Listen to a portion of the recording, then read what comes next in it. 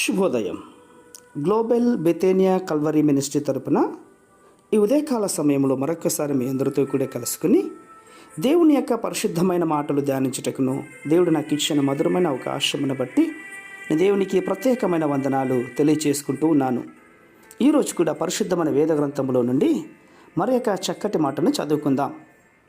కీర్తనల గ్రంథము 22వ అధ్యాయము 6వ వచనాన్ని నేను చదువుతున్నాను. దయచేసి గమనించండి.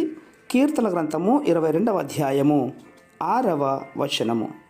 నేను నరుడును కాను, నేను పురుగును, నరుల చేత నిందించబడిన వాడను, ప్రజల చేత తృణీకరింపబడిన వాడును. దేవునికి మహిమ కలుగునుగాక.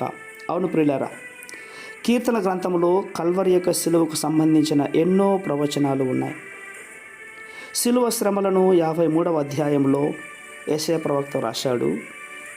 ఆ విధంగానే కీర్తన 22వ అధ్యాయంలో కూడా కల్వరి యొక్క వర్ణన గురించి చాలా చక్కగా లిఖించబడాలి.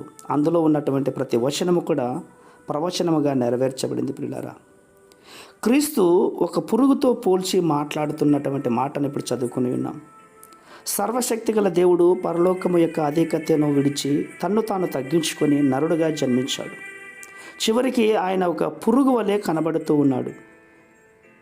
ఈ మాటలను ధ్యానిస్తున్నప్పుడు మన హృదయము చాలా కురింగిపోవడానికి ఆస్కారం ఉంది.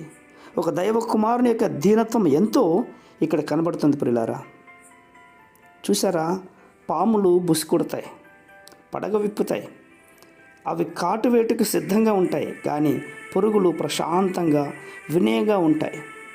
అందుకన్నాడు, నేను పురుగును అని క్రీస్తు తన్ను గూర్చి ప్రవచన రీత్యాగా మాట్లాడుతూ ఉన్నాడు. పురుగు వలె తన్ను తాను తగ్గించుకున్నటువంటి యేసుక్రీస్తుని గురించి ఆయన నోరు తెరవకుండా ఉన్నాడు. ప్రియులారా, అన్యాయమైన విచారణ జరిగిన పిలాతు, హేరోదు యొక్క వారు ప్రశ్నల వర్షం కురిపించినప్పటికీ కూడా, పరిసయ్యులు, సద్దూకయ్యులు నేరములు ఆయనపై మోపినప్పుడు కూడా ప్రజలందరూ కూడా ఆయన అసహించుకున్న యేసు ఒక పురుగు వలె కనబడుతున్నాడు. ఆయన నోరు జారలేదు.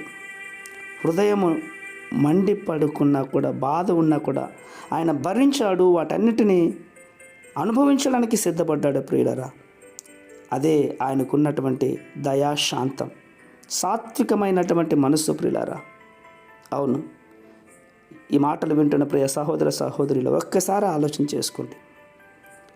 వెన్నెముక్క అన్నటువంటిది స్వయం చిత్తమునకు సాదృశ్యం. యేసుక్రీస్తు వారు తన స్వయం చిత్తము లేదు, కానీ ఎల్లప్పుడూ తండ్రి యొక్క చిత్తము చేయట కొరకే ఆయన వచ్చాడు. తండ్రి చిత్తం చేయటే నాకు ఆహారమై ఉన్నది అని చెప్పాడు. తండ్రి చిత్తము తప్ప జీవితమును ఆయన ఎక్కడు కూడా వ్యర్థం చేసుకోలేదు. స్వయం చిత్తం లేనివాడై తండ్రి చిత్తమును వెన్నెముకగా చేసుకున్నాడు. ఈరోజు నీవు నేను ఈ మాటలు వింటుండగా మన చిత్తం కాదు, కానీ దేవుని చిత్తం నెరవేర్చుకోవడానికని దేవుని యొక్క మాటల్లో ముందుకు సాగడానికి ఇష్టపడాలి.